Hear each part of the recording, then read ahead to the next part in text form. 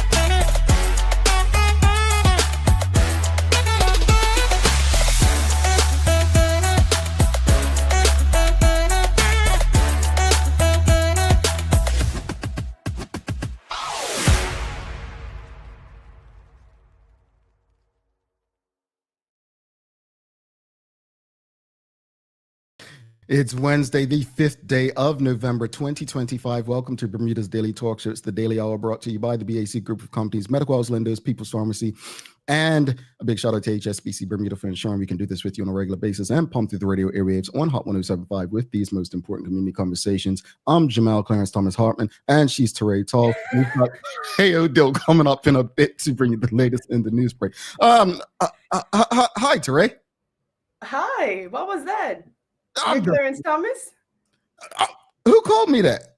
It wasn't me. It wasn't me. You see, something I realized a lot being on the show, but another thing is people hear what they want to hear. Yeah. You can say that's a wall. Someone will say, no, that's Clarence Thomas. I see what we're doing here. Yeah. Yep. The abuse, I tell you. Well, you know, Teray,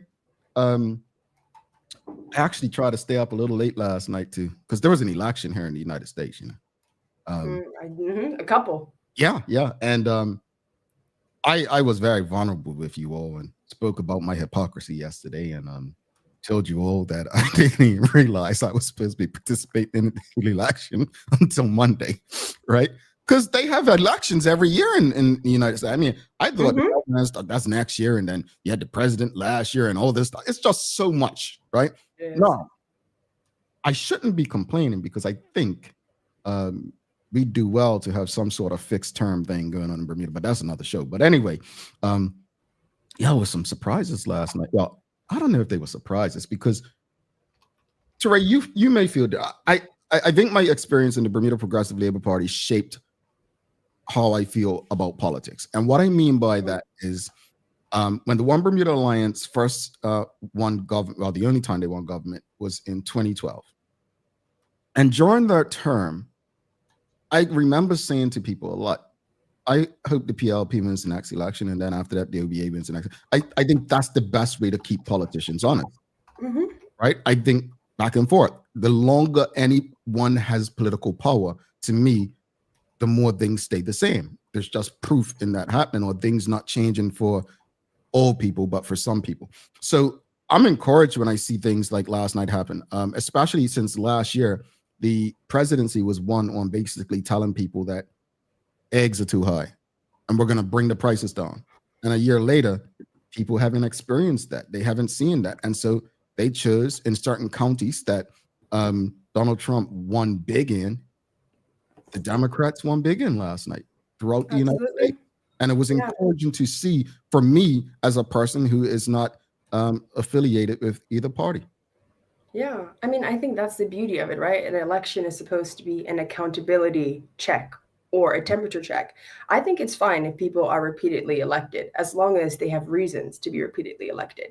My problem is when there's no accountability. And last night's blue sweep was like, okay, you know, we're back. Like, it gave me a lot of hope, particularly with the flipping, because I'm like, okay, the American people are ready to hold the Republican Party and Donald Trump to account. And that showed.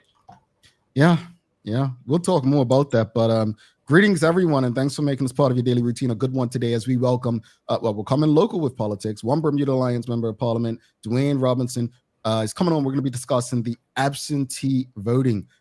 He pushed forward with a piece of legislation. So really looking forward to that discussion. I'm sure Teray will be putting on her hat, Bermuda Youth Connect, because they were all on that, and I know it's a happy day to see her seeing movement with that. The Daily Play, we're gonna do music today. Yeah, we'll do music because you all haven't done too great the last couple of days in the Daily Play. You haven't. Yesterday, gonna get our marks up. Yeah. No one. Look, no one in the Daily Hour team knew the answer to yesterday's question. Nobody in the general public knew it, except I knew who would. Dr. Smith, the editor of the RG. But we're gonna help you all with it today.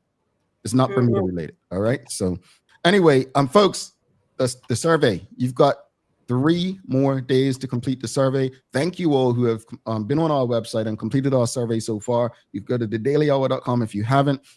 Please, your feedback is helpful to what we do. It keeps Teray and I engaging and having these conversations and facilitating discussions with people who you want to engage with, like today's guest, Dwayne Robinson. So folks, don't forget to subscribe on our website, follow us on all of our social media channels, stay up to date with all that we have going on, help us grow beyond the mic as we do our part to continue to improve our community. All right, here's your question of the morning, your daily discussion brought to you by Titan Express and Secure. What are your thoughts on adding ballot questions for Bermuda's general elections? And also, would you support ballot questions for general elections? Yes or no? Now, here's the thing, Teray.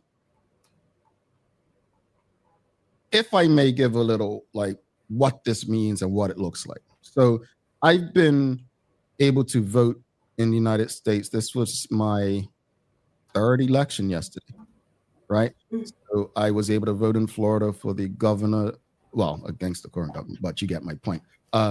Governor's race in 2022. I was then able to vote in the presidential election last year, and then yesterday, some of the local elections. But there's always ballot questions, Teray. And, just for those who may not know what ballot questions are, do you want to tell them or should I explain? Because I don't want to do it. You continue. Okay, I'll tell you. So a ballot question, in many U.S. states, voters don't just vote for politicians. They also directly vote on specific issues, such as maybe marijuana, maybe raise the minimum wage, approving same-sex marriage, environmental policies and tax changes. Like those are kind of ballot questions you might see. These are often called referendums, ballot initiatives, or propositions like Prop 8 or something like that. And they allow citizens to shape law directly rather than leaving every decision to elected officials. That makes sense? I explained that correctly, Teray? You did. Okay. You did. All right. So how it works in the United States, over half of U.S. states use ballots to measure. For example, voters in Michigan and Arizona, that's how they legalize marijuana, through public vote, right? Now, I think the last time Bermuda had a referendum might have been the same-sex marriage, and I think that was under the One Bermuda Alliance. Probably, I think so too. Yeah, that's the one that comes to mind. Prior to that, the last referendum I remember is Sir John's independence. Off the top of my head. See, this it helps to have a great teammate who's not making me feel like I'm guessing, folks. Why you on to? Why am I? Come on, you want to jump in anytime?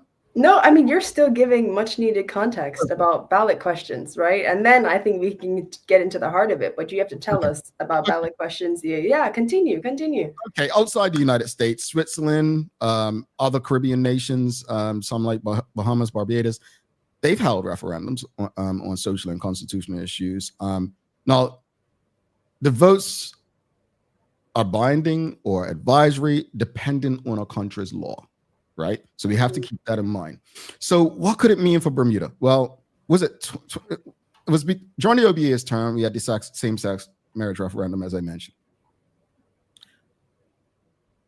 If Bermuda added ballot questions to general elections, what it could mean for Bermuda is it could increase the public participation and interest in politics, right? If young people knew, if I voted for something they're interested in, football or cup match or women getting better, fair opportunity, like it may, if they knew they could make decisions like that, right? They might be more involved and interested. Encourage transparency and accountability. People, feel their voices directly shape outcomes with referendums, right?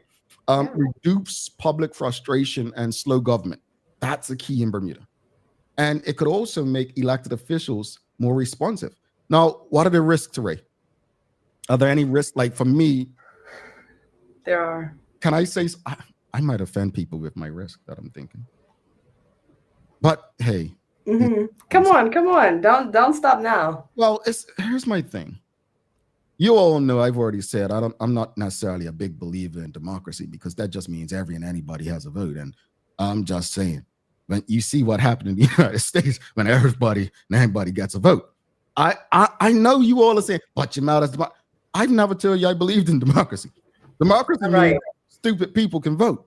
I'm sorry. I'm sorry. I can say that. I'm not running for public office. I'm gonna say it. Many other people won't. So that's the risk, that you have every and anyone making decisions about key things impacting all of us. Right? So if you independence, for instance, you all know how I feel about independence. Most people are not educating themselves enough on these issues to make sound decisions, is my concern. You feel me? And then this is the one: populism versus policy, folks. Who's shouting the loudest for or against something? We see how that works out. So here, go ahead. Would this be a risk for ballot questions? Because to me, the ballot questions would help offset that cost. If you know directly what the people are wanting, because they're filling out their opinions or checking yes to electric car mandates or tax credits for children in school, then you can know what the people think, right? So the politicians are probably less likely to get away with not implementing those policy goals, because you're like, wait, I know I checked yes on my ballot box when I voted. Doesn't that help the situation instead of harming it? I hear what you're saying, but you got to keep in mind, everyone's not going to be educated. They're just going to do what the loudest person's telling them to do. Okay. Then I think that's okay. That's what it is. You think they're not going to be informed about the decisions they're making. And that's the risk, I think. It's like, so you, Teo, and I can sit down and have a conversation, and you know how that conversation is going to go already, all three of us, right? Folks, if you've never heard all three of us, you know. But the point is, I think honestly and truthfully, even though it may get heated or whatnot, I actually do listen to people who I don't agree with. I don't think most people are wired like that, Teray. I don't. I think you're right. There's literature that supports you. To be quite frank, like a lot of people have difficulty listening to the people that they disagree with. And there's also research that shows that the smarter you are, actually, the less likely you are to listen to people you disagree with. You spend that listening time building your argument instead of trying to understand. So I think you're probably a chameleon in that aspect. But you know what I think, Jamal? I think voters have the right to be ignorant. I think people have the right to not have fully formed opinions and be irrational. Quite frankly, I don't think there is a concept of a rational voter. I think very few people have bona fide political beliefs or even political preferences. And I think that's fine. I think what we have is bounded rationality, where people take cues from thought leaders, from the news media, from people that they trust, or people, quite frankly, who look like them. And there's a lot of disagreement in academia, in politics. I know in the Daily Hour, we talk about this a lot, about whether that's right. That I never make that case, or I never even try to make the case, because quite frankly, voters have a right to do whatever they want. Like back in, I think, 1920s, there was an increase of shark attacks in New Jersey. And that was correlated to somebody getting kicked out of office, because they were like, oh my goodness, I'm fearing for my life. And of course, the governor had nothing to do with the shark attacks increasing, but that still affected their voting behavior. And I think this irrationality of voters is completely fine, quite frankly. Like, I think, and in the grand scheme of things, that in itself is accountability of sorts. Because if I want to punish Dwayne Robinson, who is my MP, for the fact that I got a flat tire, I have every right to do that. And what's Dwayne going to say? Interesting. It's you and Teo's MP, isn't he? Oh, is he Teo too? And Mia? I think Mia too. All right, Dwayne. All right, Dwayne. He's the Daily Hour MP. My goodness. But you know what I mean? If we want to switch to Misha, we can do that. We have every right to do that. You know what I mean, Dwayne? You're never safe. Ooh, I'm not getting into these domestics. No, I'm not doing that. But no, to your point, I say often, I say it very often, that we're all ignorant to something. Like none of us knows all things and everything. And I take your point. I do. I'm just not. You know, I have trust issues. And we're working on it. Yeah, we are. Yeah, folks, I've been politically broken, and I have trust issues. I'm honest about it. But let's discuss, Teray, like audience, what kind of questions would we want to see? Right? What kind of questions would we want to see? Like, obviously, we've had the cannabis thing, we've had same sex, absentee ballots. Is that something we want to put? Yes. You know, is that something that we want to consider? Right? No, let me tell you something. Now, I remember one Bermuda Alliance candidate from 2012 getting in a big argument on social media with this candidate. She said that conscription should be put on referendum. I said, the hell it shouldn't. And she said, well, the people should be able to decide. I said, but it doesn't affect all people. I don't want some woman-hating man who had issues with her ex or her father voting on my rights as a man. I'm sorry. Oh, well, I said, okay, let me give you an analogy. I said, if Abraham Lincoln had left it up to the general population, we wouldn't be here. It was a numbers game. It takes politicians to actually do, like, we vote for them to actually make certain decisions. But I don't think something that impact, like, if it only impacts one group, I don't think that everyone else should have a say. If it impacts one group negatively, I'm sorry. This is really interesting, Jamal. These are some really hard-hitting questions. Like, I struggle with that concept. I struggle with it a lot, right? Because first of all, how do we measure impact? Because this woman that you're talking about, she may have a son, she may have a brother. Well, who knows? If she didn't, not even Bermudian. Okay, conscription ain't impacting her household. Okay, I think there's something to be said about authority of experience for sure, but I think in an island like Bermuda, it's hard to quantify and it's hard to measure. And also, if that's the case, then is that for everything? Like, how do we? No. It sounds like our entire electoral system would need a revamp. You know what I mean? Like, I think it's interesting, and we should definitely parse it out. But we're gonna have to rewrite the Constitution with this one. Well, that's long overdue. Let's go through. We got some stuff from the audience. We do. Listen, Suzanne Ingham says, "Just tell us the truth. Spit it out, Jamal. Say it. Freedom, freedom, freedom, including your speech." No, there's consequences with that, boy. Oops. Charles H. Jeffers II says, "I would prefer ballot questions over a special election referendum, as that would increase the cost of holding elections. However, if we had fixed term elections, that might reduce the cost." Well, I wanted to make a point that referendums are more costly, whereas the ballots would actually be included. So that was a downside as well. But I take his point. I take Charles' point. I like that, actually. I think if the government can hold an election in 2025 and 2020 and all these just after by-elections, then that's a cost I'm willing to accept. Even if it is expensive, I'd accept the cost for public opinion and an informed idea of where Bermudians stand. To me, the cost is never too high to understand where the population is. And the government spends money on things that, in my opinion, are less important. So I'd accept that cost. Misha Fubler, huh? That 800,000 thing. Oh yeah, $800,000. Misha Fubler says, "I think the challenge is that many progressive initiatives benefit minority groups and will struggle to pass, e.g., same-sex marriage." So that goes to my point, Teray, about conscription, like same-sex marriage. Should that really be on the ballot? Like, should people who it doesn't impact directly, or they don't like? You get me? I get your point, but that's the point I'm making. I do. I think you're right. I think people think like this. I just think that, like, in a society where there's contentious politics, people have a responsibility to broker norms and engage in this process of public debate of, like, oh, same-sex marriage maybe does affect me because I'm super Christian and I believe in a family dynamic, which that's not my argument, but we know it's an argument that exists in Bermuda. I just think that in any polity, right? The entire reason that we engage in these things is so we can have a problem and come to a solution, but it's not a linear equation. You're going to have to fight for what you want. And that includes a debate, that includes engaging with the majority opinion, the silent majority. So I think it's all a part of brokering norms, right? Like I think it's dangerous things can happen if we say you can only vote if this directly affects you. Like, I think I agree. It's a tough one. It's tough. It is tough. But I take Misha's point because that's the example I was giving of conscription. What else we got from the audience? Sean Smith says, will the ballot questions be binding or non-binding like the last referendum? Can you explain the difference to the audience?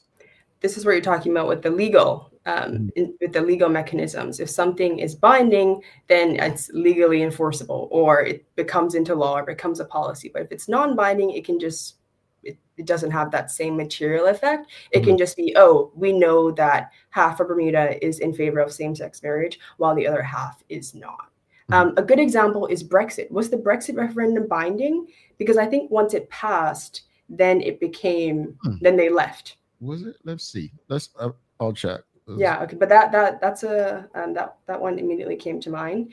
Up next, we have Walker's Up. He says, if we can vote for things that affect all different kinds of groups, then we need a viable alternative way of making decisions, not dictatorship, before we move forward.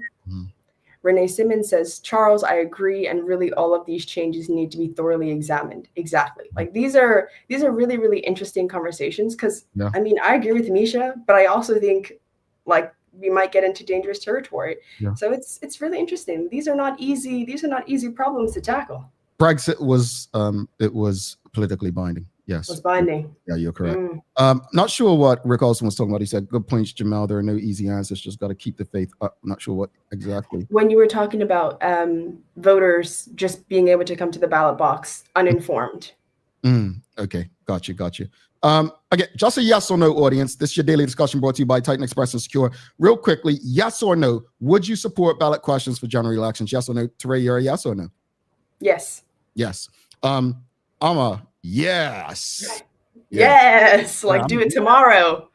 Seriously, I am. I think that right now, what the government is doing, they're having all these public consultations, which I think is to really tick off some boxes and let people know that, you know, when it comes to election, well, we did ask the people. I think we need to go a step further. I truly believe, Teray, I voted yesterday. Like you all know, I was very honest, right?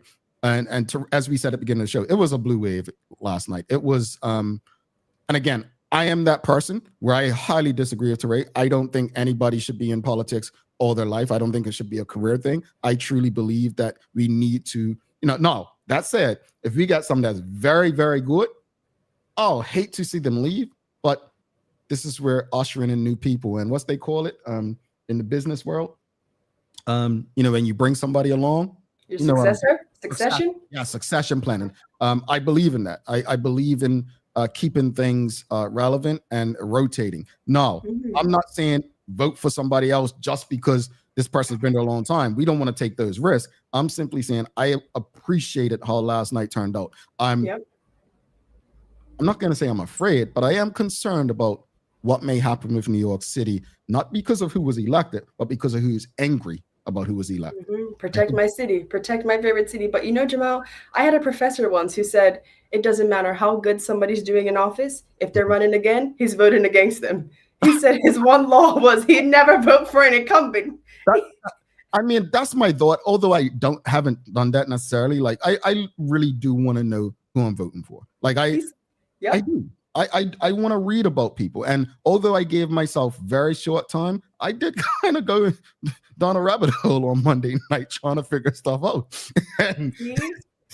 That's good, though. That's good. Like, that's the beauty of it. And was it fun? Like, did you enjoy it? I actually did. And I'll tell you why I enjoyed it. Because I enjoyed what I learned about the city I lived in. And I knew some of this stuff, but you don't know why it happened. So, for instance, let's use Atlanta as an example. It's funny that this major city is more affordable than the biggest dump in South Florida, Boynton Beach, right? So it's you kind of find out, how does this happen? It happens because you have people in place that are really doing what's necessary, not to support gentrification, but to support people who are circulating their money in the economy and working in this. It just I supported it. I liked it. I was very open with you all about Fannie Willis last year. I loved how she approached crime. I did. Like her approach to crime got me. Like those are the kind of things that I look for. Like, and I want my tax. I don't want to pay taxes. I'm just gonna say it. I think taxes are unfair, but they exist, so I'm gonna pay them because I don't want to go to prison.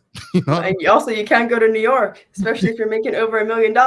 We're gonna see an en masse fleeing, which I'm excited about. Because if people are leaving, put the apartments on Zillow, please. A lot of my friends are graduating. We need a place to stay. Put it on Zillow. We're looking. Hey, we're renting Terea's place in New York for Airbnb, folks. Let's give some day to Titan Express and Secure. Go ahead, T. I was going to say, everyone in the audience is in favor of ballot questions. Oh, yes. Mark Arthur C. Phillips says yes. WDK Lama says yes. Suzanne Ingham says yes. Manuela John, yes. Renee Simmons, yes. Jewel Eve, yes. James Burgess, yes. Charles H. Jeffers, yes. I don't see one no. There are no no's. And real quickly, Michel Fowler says, he said, how's the problem solved, right? We live, baby. We live. Oh my goodness, we are so live. We're all moving to New York, by the way. Folks, we've got to bring Taylor in for the news because we've got MP Dwayne Robinson coming on. I'm really looking forward to this conversation because I know, and we didn't plan it this way, honestly. Teray, I don't know if she knew he was coming on today when she came, but I'm glad she is here for this because I know how she feels about this. You all know I'm done fighting. They don't want me in Bermuda, so I'm just accepting my fate. You all can help fight for me, but I'm done. But I appreciate the people who have the energy. Let's give some love to Titan Express and Secure, and then we'll bring Teo in. And I wonder what Teo feels about the ballots being on the. We'll find out after this. The Daily Discussion is brought to you by Titan Express and Secure. Visit TitanEXBDA.com, your leading tour and transport provider specializing in Black History tours throughout the island. And SecureBDA.com for all your property management, waste management, residential, and commercial trucking needs. Professional, punctual, and reliable service is our commitment to you. All righty. Let's bring Taylor Dillon for your Daily Auto News Break.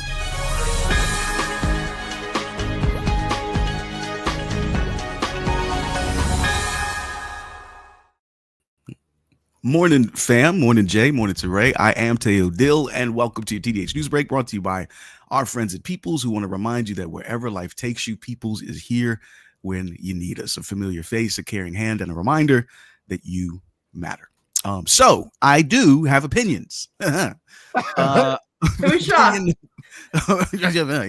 Opinion number one, I agree with everybody that this consensus that's been established about the ballot initiative, it just makes sense. Like gathering more explicit guidance from the electorate can never be a bad thing. Like it's a good idea. Is this the first time Teo, I think so, yes, Ray and Jamel have all agreed on something? You stole the second thing I was going to say. Yeah, man, we're making history. It's just those two. But me, I gotta check myself. I'm talking to my therapist today. The second thing, and I'm really glad that y'all talked about it. The what is appropriate to be voted on versus what is not. Now, to my view, fundamental human questions of human rights are not or should not be subject to vote.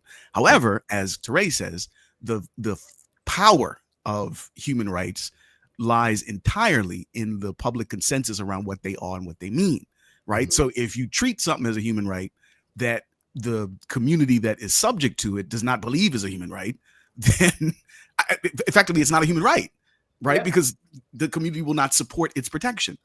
So it is a complicated question, and we'll continue to be debated. Finally, Jay, the Brexit vote was not binding. It wasn't. It actually went to the Supreme Court, and it was politically binding, but not legally binding. It was politically binding only in as much as the Conservatives, the Tory party, painted themselves into a corner. Because in the UK, and this is a really important thing to understand about their government system, in the UK, Parliament is always sovereign. So, which is to say, nothing can happen unless Parliament wishes for it to occur. So, when they designed the referendum initiative, they didn't say, and what the results of this demonstrate we're going to have to do. They just said, we're going to do this thing. it's going to be advisory. But because they had based so much of their activity, political activity, the conservatives on this, they had to do it, even though the majority of them knew it was bad. So to give an example, what Teo is saying, to make sure we understand correctly, politically binding basically is kind of like what Sir Juan did. Said, okay, he basically put everything on independence. It didn't go, so he resigned, right? That would be politically binding. Versus legally binding would mean that, okay, this is what people voted for. We're going to do it if it says do it. Yeah. Well, honestly, I don't know if the independence referendum was binding or not. That's definitely worth a Google. But now it may have been. But remember, like what we voted for then was the maintenance of the status quo. So nothing had to change as a result of the vote anyway. But yeah, it's just it's the separation that Teray described earlier. Like there are some things that are on the ballot where the government has to do it, and there's other things that are on the ballot where the government has to pay attention to it. I hope you can see my quote marks around it. Sorry for that bad info, folks. I didn't finish the thought. It was politically binding, not legal. So thank you for that cleanup. See, Charles, real quickly before you go on, Charles said, "Can we get an extended show with the three of you?" TDH, I said, "No, because they drive me insane. They don't stop." They are probably my coolest. People think I don't stop. These two, no, I would not. Thank you. You know what's funny though? I've gotten that question too a couple of times actually. They're like, "Why don't you, Teo and Jamal, do something separate? Why don't you guys have your own little daily discussion?" I'm like, "Are you guys not entertained? Are you not entertained already?" I would be down for a weekly, of course you would, public disagreement session. I really would. I think because I just think it's interesting. Like people like to experience arguments, but especially when they're well considered and interesting. But I think if people that we can do us, if they got to know us, one thing for me at least, Tay and I have been arguing for like better part of 2 decades, and for me, it's learning opportunity. Like I remember one time, true story. We were arguing about something on there, and someone must have called my mother, and my mother came around the station. I'm like, I remember what? Like we're having a debate because I get very emotional, like, but it ain't like seriously. And I'm like, I wish my mom was still here to talk to you all about that because it was one. I was shocked. My mama came. This is like getting called to the school. Yeah, no, I felt ashamed of myself. They thought you were hooking. Yeah, but we weren't even. It wasn't. I don't even remember what it was about. But all that. I mean, could have been about anything with Teo and me. But my point is, I don't know if people are ready for the heated discussions we have. I love it. I do, and I'm not just saying that because they're here. I'm gonna call them names to be, under my breath, but it's all respect to me because I love the way they think. I love the way that they challenge me to think. Now they may not appreciate where I'm coming from, but I'm gonna be like, okay, well, sometimes I just sit there, well, watch, let's see what happens. And no. I end up winning. Trust me. Well, I don't know about that, but look, I love and respect you basically unconditionally, right? Like I trust you implicitly. However, I shouldn't say, not even however, and not however, this is not the negation of the prior thing. I just think you're wrong about lots and lots and lots and lots of things. He said, I love you, but you're wrong. But you know what, Jamal? I think that's but I changed to love you and you're wrong. Teo loves you even when you're wrong. I don't know if I have that level of depth. You know what I mean? I don't know if I have that complexity yet. Well, you've known him that long. See, that's what it is. This is real problem is Taylor is a fella porn dog. We go back, whether it's packing groceries or a cricket camp, we go back beyond the radio and all that there. See, Teray, you know what? That's my challenge. Make Teray love me beyond my crazy opinion. And I think what Teo came to realize about me, remember that I know we're getting off track. We got Dwayne Robinson coming out, MP Robinson. But I want to say this. I think what helped Teo figure me out is he just started saying, okay, Jay is over there. Let me, okay, I get what you're saying. I disagree, but okay, cool. Let me leave him right there. He'll come around, or maybe he won't. But I think he understands why I think the way I do. He understands that, I was saying to Teray before he came on air, I don't know nothing about, and I don't want to pronounce his name wrong, but the new mayor of New York, because Zoran Mamdani. Mm-hmm. But my mate. I was reading about him last night because I just didn't know. I hadn't been paying attention up there. And they were saying, oh, this guy's like Bernie 2.0 and like he has a lot of Bernie. And so I don't know this stuff because folks, I've said it before. I disconnected so heavily after 2015, 16 because I did not appreciate what happened with Bernie Sanders. I've been very public about that. Teo will know, and Therese learning. I don't get over stuff easily. I don't hold a grudge, man. You hold a grudge. my mama, that was something she just did not like about her son. She's like, you can't hold on to that. But I didn't like it, man. Yeah, I can respect it. I can respect it. You see, the problem is I will forget about a disagreement, but I will still feel the resentment. So I'm like, I don't know what I'm feeling, but I know I don't like it. Person. You know what I mean? I just be forgetting but hating still. So it's good that you can remember. It's good that you can remember. They're jumping me. No, Phil's jumping. Anyway, let's do the news because I don't feel the love anymore. Okay, you're loved, Jamal. You're loved. But you are very, very much loved. Now, I'm gonna cut a story because I want to do what I can to help max out the space for brother Robinson. But remember, on Friday we are going to learn about how we are contributing to the junta and military coup, ongoing coup in Myanmar. Like Bermuda's helping it happen, and we're going to learn about that on Friday. But we are going to be name-checked a whole bunch, Bermuda specifically, as one of the key subjects of a debate in Westminster, the UK Parliament today, like potentially right now, as being one of the reasons that British families are suffering.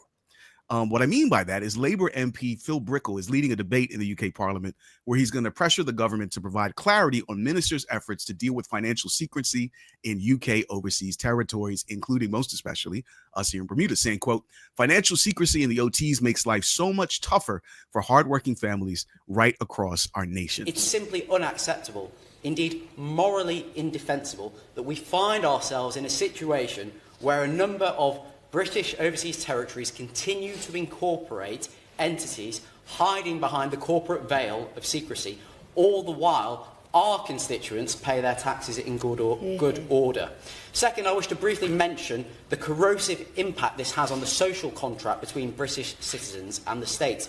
If it matters so much to the UK government that UK taxpayers front up to fund our public services, why doesn't it matter for the mega-rich exploiting the overseas territories? So, pardon? I'm conflicted. Okay, good. I thought you said I'm comfortable. No, I'm conflicted because I agree with the last part, but then it's like in the beginning, I'm like, independence. You got, okay, sorry, go ahead. Mm-hmm. Yeah. I just want to let that sit there. Right. I think it is obvious the conflict that Jay describes. Now, considering that MP Robinson is here today on TDH to talk about the value and opportunities created by an absentee ballots being introduced into Bermuda's overall franchise system, I figured it made sense to look at how other similarly tiny countries, because, you know, our size does matter, how they figured out how to let citizens vote from a distance and what we need to think about and basically avoid and pursue in this project. So the Marshall Islands is almost exactly Bermuda size, and they reintroduced postal voting for citizens abroad just this year using really tight deadlines and sealed ballot return processes to protect election integrity. Now, Cayman lets off-island voters request postal ballots through their elections office, which means you can remain flexible while keeping everything safe as far as the election is concerned. Now, Palau, they've only got 20,000 people, just over a third of Bermuda's population. But even still, they're able to run a small but consistent absentee voting program with detailed records and tracking. All that said, according to experts, tiny countries like ours do have some real risks when it comes to absentee voting, including security, because in a place this small, literally, just a couple dozen misplaced or manipulated ballots could swing national election results. Second, the cost of running this kind of system, postage, overseas coordination, verification, etc., it can be expensive relative to the number of effective voters. And finally, and this is the biggest issue, I think, the hardest threshold to clear, which is legitimacy. Allowing non-residents to vote could let people who are meaningfully, substantively disconnected from daily local life decide its future. So all that said, the fact that these similar countries have pulled absentee voting off means that it's possible for us to make this work if we want to. So yeah, what do you think about those risks and stuff? Go ahead, Teray. I mean, I think I understand the risk. Again, none of them really compel me to change my mind about anything, particularly about like non-residents influencing elections. I think it's the way of the future, regardless. So I'm still on pro absentee balloting. Well, tell me more about the non-residents, because that is for me the thing that's the most difficult. Like I have a couple people in my life that are expatriate workers, but they've been here for as long as I've been alive, type thing, and they refuse to vote in their home countries because like my life's not there. Like what right do I have to how would dictate? You know what I'm saying? Well, and that's where the line gets blurred, because I know, and that's my problem with this legislation that's being put forth in Bermuda. It's just for students, it seems, right? Temporary. But there are people outside of Bermuda who may not live there, but they're more connected to Bermuda than some of the people who do. Right. It's like sort of setting the parameters under who would be the appropriate, group to occupy this space, to have access to this power. I think that's the thing that's going to need to be parsed down. Yeah. In the bill, it says like ordinarily resident, which includes students, some kind of secondment, employment, and medical leave. So it's not just students covered in this bill. That was the first point. But the second thing is, I reject the idea that just because you're not in Bermuda, your life in some way isn't here, right? You could still have your family, you could still have your friends, and I mean, it's hard for me because I'm like someone like Shiona Tarini or somebody like Asha Simons, who is abroad doing well for themselves, putting Bermuda on the map with maybe not even an intention to come back, but still represents Bermuda in some ways. Charles H. Jeffers always talks about having a Bermudians abroad MP. And I think that's something that politicians should really think critically about, because we're in 2025. We know that the concept of location is always in flux. We are in 3 separate places right now, but we're on one screen. But right? why she couldn't use my name if Shiona and them and say, well, Jamal's still connected to Listen, bro, you're stepping on my punchline. I was saving you for later and for last. Come on. It's always rushing. I'm bringing it home. I'm Jamal. I agree with her so much, and I don't know. See, Terea's got a better temperament than me, right? That's the other thing. Like I just don't understand for the life of me what's so hard to comprehend about what she just said too. Well, I would tell you, at least this one specific piece, the verb that you used when sort of establishing the premise, when you said Bermudians who live overseas could be deeply, meaningfully invested in their life here in the community. They could, absolutely. Like I know at least a dozen, but I also know maybe a dozen more that like they come back home like every 3-4 years, maybe. They don't own any property here. They haven't raised their children. They're completely disinterested in returning to Bermuda in any meaningful way. Why would they then want to be involved politically and vote if they're so disinterested? Like, but I think. Go ahead, Jamal. Sorry, go ahead. No, and I'm thinking about it. It's like 8:45. It is. We gotta bring in MP Robinson, brother Dwayne. I'm sorry, man. I apologize. Misconceptions that politicians don't have real jobs, but he's not one of them. He has a real job. Come on, Teo and Teray. You guys. Sorry. I'm the one that noticed. Yeah, but one last thing. I think that people should have that right? Just like voters who have the right to be irrational and not know what they're voting for, but still vote anyway. If the concept of Bermudian is becoming something that we need to protect, then every Bermudian, whether you're involved or not, or you left because you can't afford eggs anymore and you're seeking refuge in the UK, they still deserve a level of representation that may bring them back. They may become interested because they can vote, or they can listen to Jamal advocate for their right to vote because we know he wants to be the MP representing Bermudians abroad.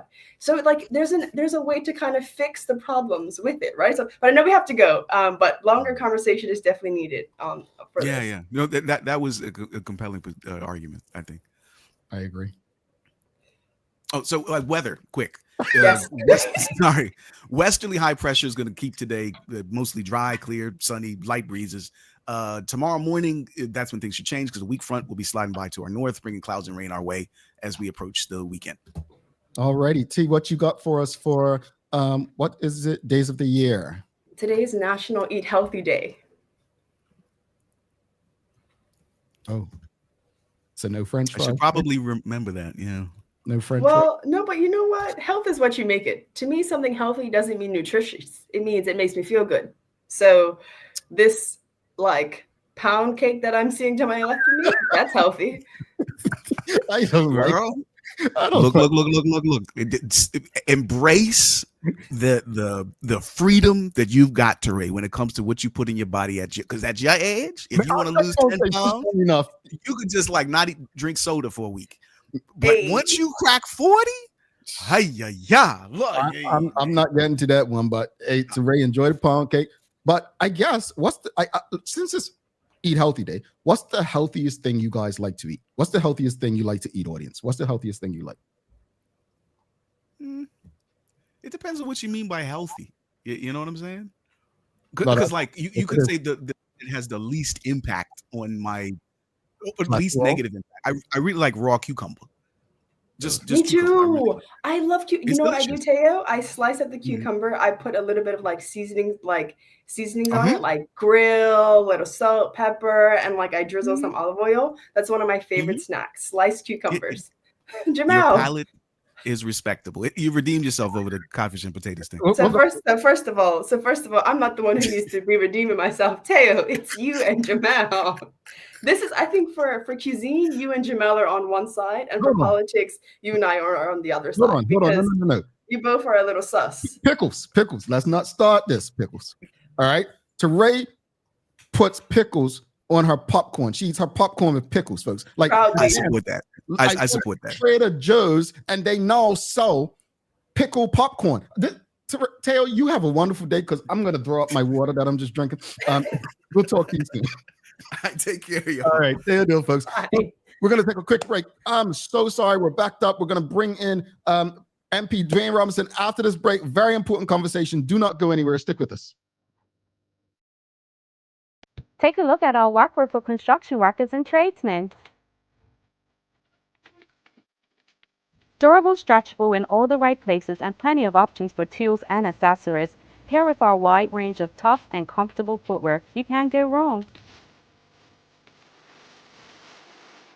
As you can see, Medical House really is a one-stop shop for everybody. We can't wait to see you.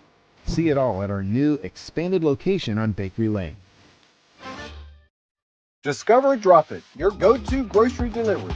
Browse and select from a wide range of groceries, from fresh produce to daily essentials. Our friendly drivers deliver fresh groceries to your door fast, saving you time and hassle. With Drop It, you get fresh groceries delivered fast so you can focus on what really matters. Drop It, freshness at your doorstep, delivered to your door with Lindo's. Why go anyplace else?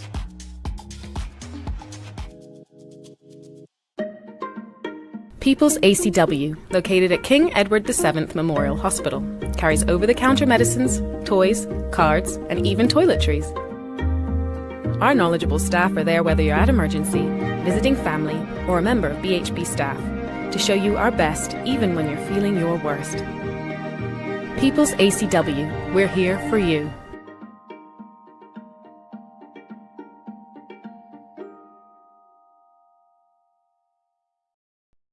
At HSBC, how we do business in our community is as important to us as what we do for our community.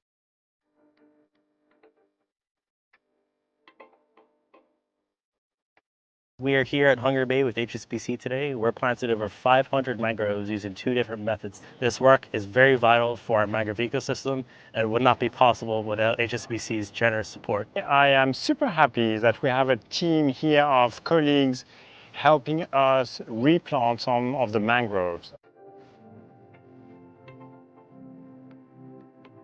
Mangroves are critical for preserving coastal nature. And with recent hurricanes, they have been taken away by waves.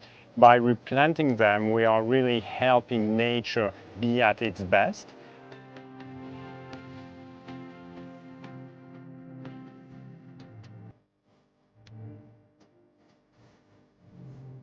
Thank you so much for HSBC for sponsoring the Microforest Project, but by extension, the Hungry Bay Restoration Project. Thank you to all of the charities, corporate partners, and HSBC volunteers for your commitment to our community. SCARS stands for Saving Children and Revealing Secrets, and we are a Bermuda nonprofit organization whose mission is to reduce the risk of child sexual abuse and to be an advocate and a voice for children who've been sexually molested, as well as their affected family. New media like the Daily Hour is really important in partnering with organizations like SCARS. It's another platform for us for awareness.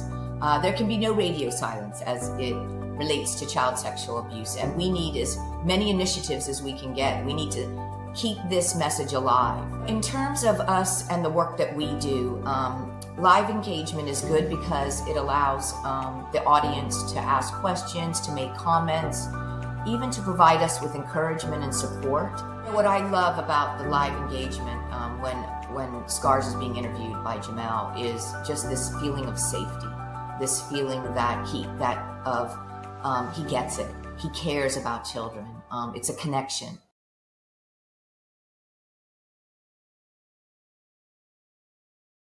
Alrighty, welcome back to the big show. Teray Tull, I'm Jamel Hartman. It's the Daily Hour brought to you by the BAC Group of Companies, Medical House Lenders, People's Pharmacy, and a big shout out to HSBC Bermuda for ensuring we can have these conversations with you on a regular basis and pump through the radio areas on Hot 107.5 with these most important community conversations. Folks, if you haven't done our survey already, please go to our website, dailyhour.com, and please participate in our survey. Don't forget to subscribe on our website, follow us on all of our social media channels to stay up to date with all that we have going on. Help us grow beyond the mic as we do our part to continue to improve our community. All right, without further ado, let's before we do that, big thank you to Mark Arthur C. Phillips. He says he's the second longest member of the TDH, and I'm calling for it, behind the scenes debate. And he also gave a $5 donation. Thank you, Mark, for rocking with us. We appreciate you. And you see Teray smiling, she's licking her lips. Yeah, let's have it. Let's do it. But you know, if the people want it, why not? Who am I? Come on. Hey, look. This is why I tell you, I can't get into politics. I'm not giving the people what they want. No, I'm not. I'm doing what's best for you, not what you want. And what's best for you, you don't want us to have a debate. All right, let's give a warm TDH welcome to a very special guest. I would say he's a friend of the show. We've got Mia's MP, Teray's MP, Taylor's MP. It is MP Dwayne Robinson. Let's give him a warm TDH welcome. MP Robinson, how are you, sir? Hi, I'm good. I said any longer, you had to write a letter to my employer. Sorry. Teray and Taylor, they talk so much. I'm just here like, like, are they ever gonna stop? And yeah, man, it happens. But first off, thank you for making time to have this conversation, and thank you to your employer. If it's late, take it out of Teray's pay. Not my constituent. You can't take it out of her pay. That's the correct answer, Dwayne. Not my constituent. Yeah. I see what's happening here. He ain't waiting to the next election. But so first off, let's go back. We had a discussion this morning before we got into today's discussion about absentee balloting. Did you want to add anything to what we discussed about, putting questions on ballots and so on? I think it's an excellent idea, only because I feel any increased opinion from the voters is welcome, right? I feel like we have to make space for folks to weigh in, but I do want to underscore Taylor's point that, certain things are not up for debate, like being able to vote on whether someone is an equal person in our society is not up for debate, shouldn't be on a ballot. But I do believe that certain things that really affect the wider public, that, take something like self-lens, for example, put that on the ballot and let people be able to decide what happens with their environment and their surroundings, right? But we have to be careful that certain things are not really up for debate or vote. Some things are just human rights. I agree. I completely agree. Well, let's jump into today's conversation, MP. Let's talk about the absentee ballots. I know, and I'm not going to remember everyone's name. Veronica, Haley, Pete's. RJ. Sorry, I'm sorry, RJ. My girl. And Ray. I'm sorry. I remember her last name, and to Ray, who are important members of Bermuda Youth Connect. And as much as my little sister McCall in this case may annoy me, I appreciate that her and her colleagues pushed so hard and on things like this. Was it part of what they did, or what a combination of what they did that inspired you and the One Bermuda Alliance to propose this legislation allowing absentee voting? Absolutely. I mean, it reignited a fire for the topic because, as you know, we had explored it. My predecessors have in 2017 and put together a bill to actually pass this. We have a long history with this particular topic, but I will say the grassroots advocacy, and this is why I encourage people to get involved in politics, especially young people, because we need that voice, we need that push sometimes. And as you mentioned, Teray is one of my constituents. So, a lot of my colleagues were lobbied by, their constituents, and we heard a lot of this advocacy from folks such as Bermuda Youth Connect, such as Bermuda is Love, Taj Dunfield Otterbridge, Jadea Spencer, the list goes on and on of folks that came out and made this a tangible discussion point in the 2025 election, which pushed the leaders of both parties to pledge to get this done. So I just want to underscore that we can't lose the power of grassroots advocacy, right? And how important it is to lobby your MP. Yeah. Love that. And trust me, we have no intention of losing the importance of lobbying our MPs in the future. Well, I know. But I want to talk about the mechanisms a bit more about absentee voting. How would it work in practice? Like, what systems and safeguards have you brainstormed would be in place to ensure that the process is secure and reliable? Right. So one thing I want to underscore is, the legislation that we brought forward really puts this power in the hands of the independent body that is the parliamentary registrar.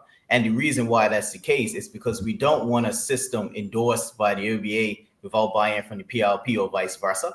We want a system or a platform that has the buy-in from the voter, the OBA, the PLP, FDM, whoever else is participating in the election, because we want it to be considered a fair and just platform.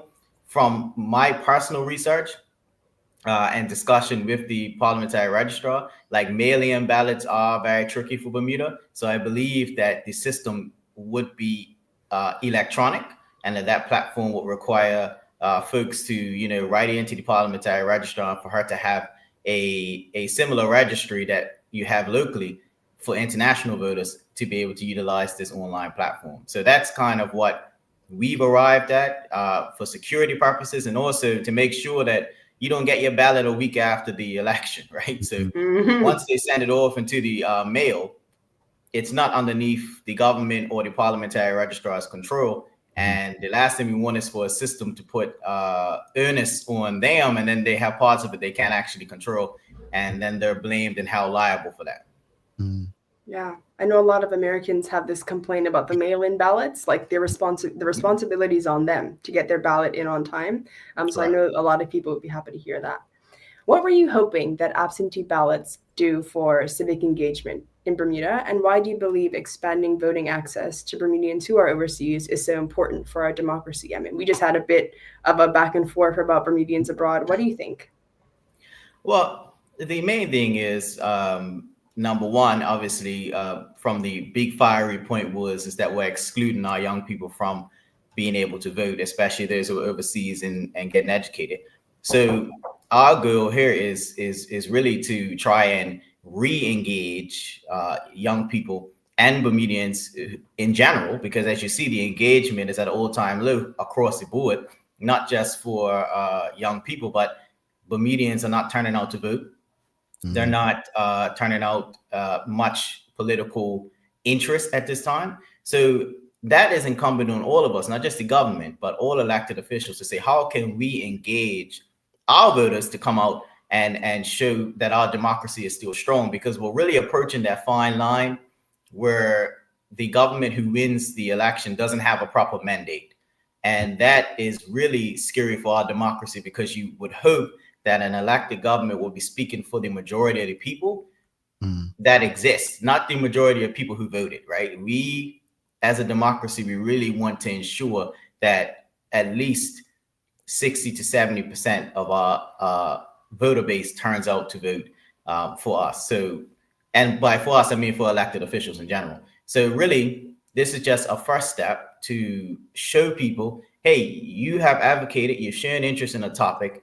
The politicians that are of the day are now responding to that, and trying to give you something that can be, in my opinion, easily done. And so that's where we're at. We're trying to make those steps to not only re-engage, but also to show people that this system can still work for them and that their elected officials do answer to them. I love that you plugged in young people for obvious reasons, but also last night, Zoran Mamdani had a victory, a nice victory, but also it was the largest voter turnout in 50 years. Yes. And young people, I think, have a lot to do with that. So what specific inequalities or challenges in the electoral system? You touched on it a little bit when you talked about turnout and the youth vote, but what is this intended to solve? What are you hoping that it does for the system in the long term for our democracy? Well, first of all, congratulations to Mayor Mamdani. I think he showed us exactly how politicians can engage their electorate by running a pretty stellar campaign, in my opinion, that I followed very closely. So the main thing that we're hoping is that it starts conversations primarily, right? We understand the reality is that this legislation cannot pass without the support of the Progressive Labour Party. So we're not in any delusion that, it is to be done without them. But the hope is that not only does it ignite a fire under government, but it also showcases and spurs the electorate to understand their power in being able to come together and pressure their elected officials that this stuff doesn't happen in a vacuum, right? People don't sit up there and make policy in a room that doesn't really connect to you. This is something that has come from the grassroots. And so we're really trying to make it more inclusive as well, because we have an aging population, as well as we have a lot of students overseas, a lot of people who work overseas, a lot of people who, are seconded or overseas for whatever reason, be it prearranged travel. And we had so many families that wanted to vote and couldn't. I mean, even in my own constituency, whole families who had prearranged travel, folks can't afford to, in this current economic, conditions, can't afford to be canceling trips and or flying their children back, So this is something that is not only trying to make it more economically fair, so folks can vote, regardless of the situation, but also it's really about engagement here. Like we want people to feel like this Bermuda democracy is for them and that they can be involved wherever they are. Absolutely. During the news break, Teo mentioned some pros and cons, and in the cons, this is incredibly costly. How do you respond to those concerns about first the complications, the security, but also the cost associated if they are exorbitant? Well, I think this is exactly why because I just talk about the constraints of what we can table in Parliament. The opposition cannot table a bill that affects the consolidated fund. So we actually cannot put in the bill what we suggest can be done or what system can be done, because that costs money. So if we put that in there, then government will throw it out and say, well, constitutionally, you guys can't propose anything that costs money. So this is the reason why we've been stressing collaboration to address those points. The bill empowers the parliamentary registrar to essentially begin this process of bringing all of us to the table.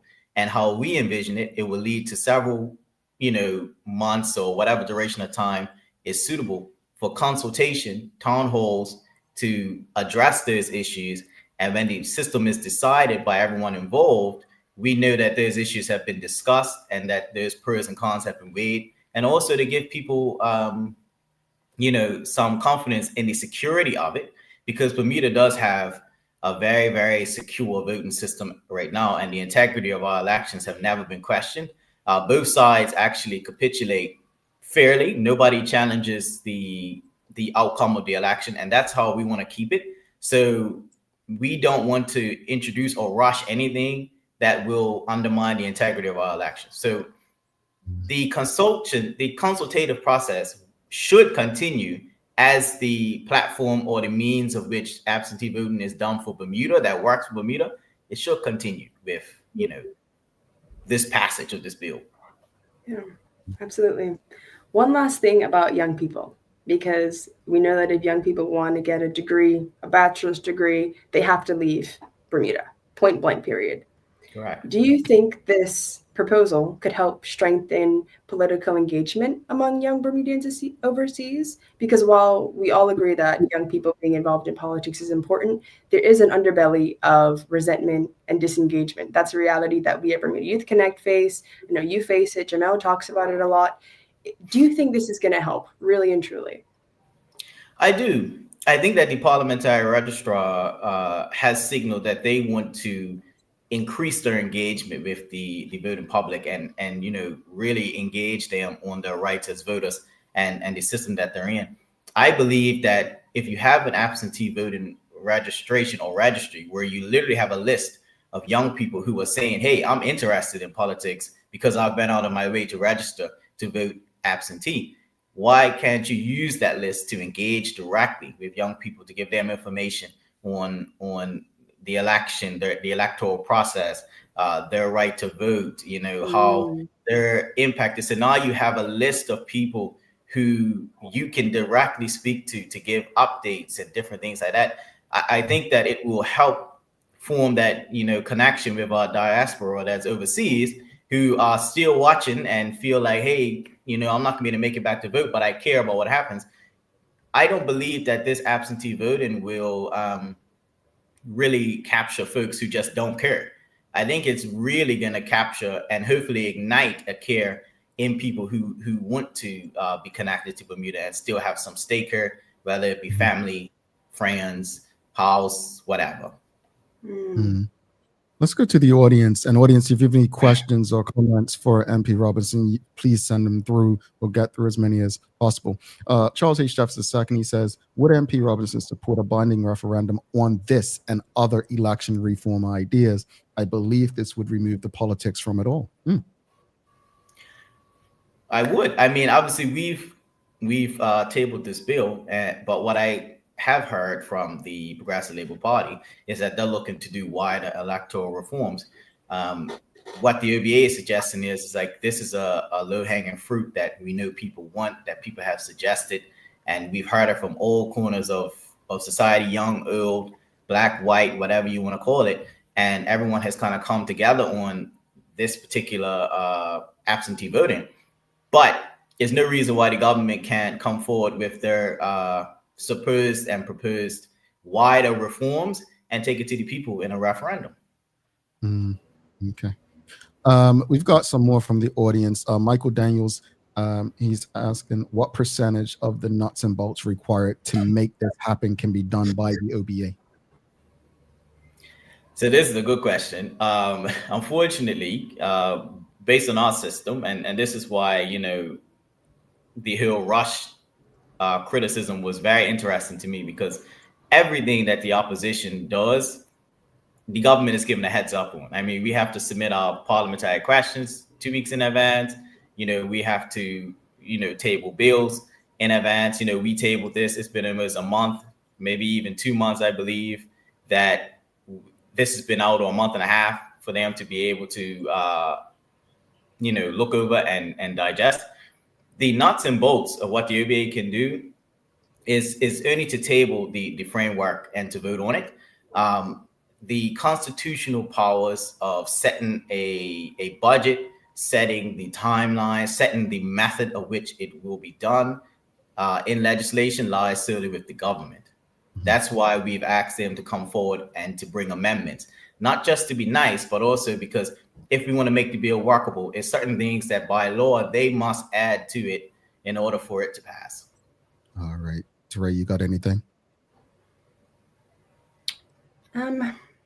Charles H. Jeffers II says, under the current system, with the premier having sole control of when elections are called, is there enough time after nomination day to get ballots developed, sent out, and returned?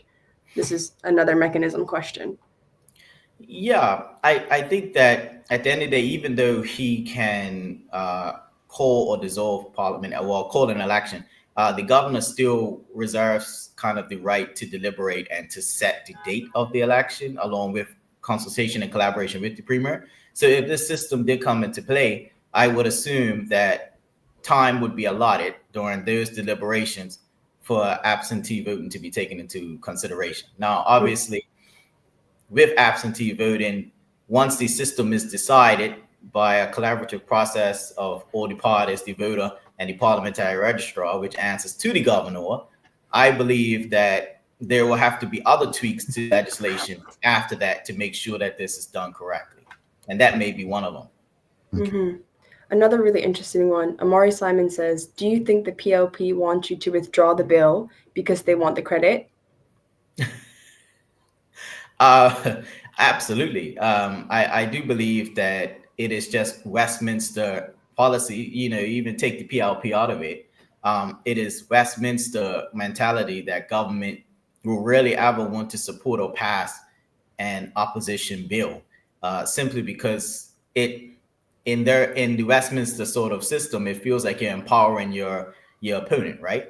But in this case, I will say that there have been preliminary discussions between myself and the minister to show that there is some willingness there to collaborate and find a workable way forward.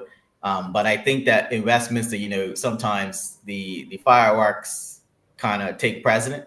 But I do believe that both parties recognize that this needs to be passed.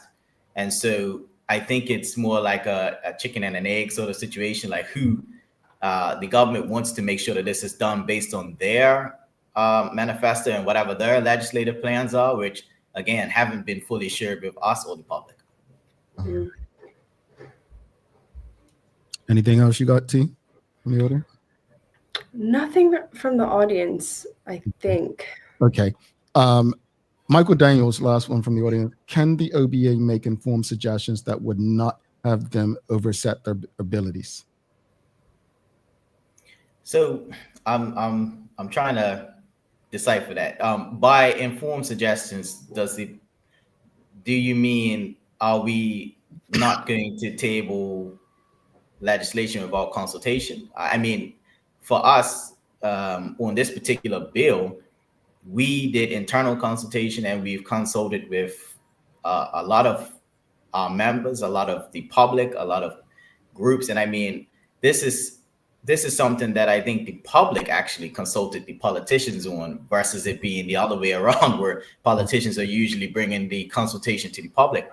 In this scenario, it has been widely lobbied and basically multiple groups have come forward and said, hey, we support this. And their supporters have said, we support this. We haven't gotten much opposition. And the reason why we framed it in a way that was very specific to certain groups is so that we responded directly to what people were telling us they were willing to accept. That's why the bill stops short of allowing general absentee voting, because we understand it needs more conversation and more consultation to get to that point with a lot of people who feel as though folks who live overseas permanently should not have the right to vote right now. That's a discussion, another piece that we have to work towards. But this particular bill speaks to the specific groups that almost majority of people are okay with, which is students, those overseas for medical leave, and those seconded for work. But I do believe that it doesn't have to stop there, but the community has to be brought on board. We didn't want to table anything that was outside of the scope of what the public has told us they were ready to accept. So has the PLP reached out in support of this bill, or are you guys working together for this bill? Or is it just the OBA and the only response that we've gotten from the PLP is a request to withdraw it? We had preliminary discussions in which we were invited to collaborate on wider voter reform.